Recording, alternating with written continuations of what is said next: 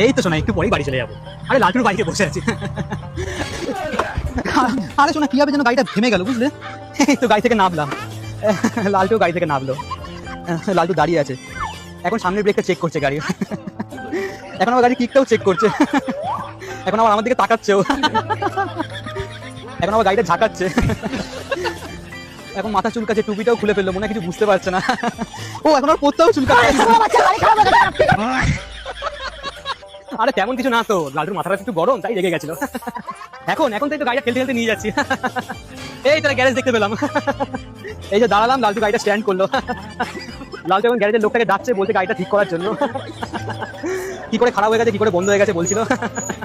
দাদা এখন গাড়িটা চেক করছে বুঝলে। ও লালটু আমার দিকে তাকাচ্ছে, লালটু মনে হয় গরম লাগছে। এই লালটু বলছে, বলে এ বাবা প্যান্টটা ফেটে গেছে,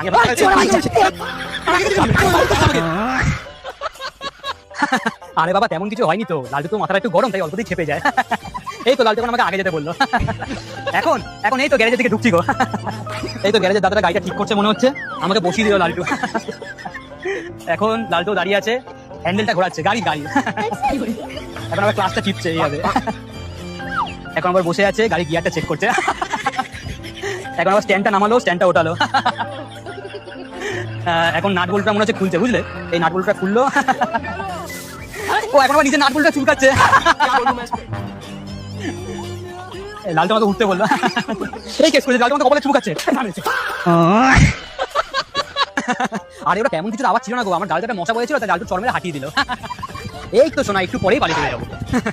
আরে লালটু তো একটু হাগা পেয়েছে তাই মাঠের সামনে দাঁড়ালাম। এই লালটু এখন প্যান্ট খুলছে, এই মাঠের দিকে নামলো, কোথায় হাঁকবে বুঝতে পারছে না বুঝলে। লালটু এখন আমার দিকে তাকাচ্ছে, লালটু এখন দৌড়াদৌড়ি করছে। এই এখন বসে বললো, তুমি বিশ্বাস করছো না, শোনো তুমি আমাকে বিশ্বাস করছো না, ঠিক আছে তুমি হোয়াটসঅ্যাপে বানাও, আমি লালটুর পদে পড়া তোমাকে পাঠাচ্ছি।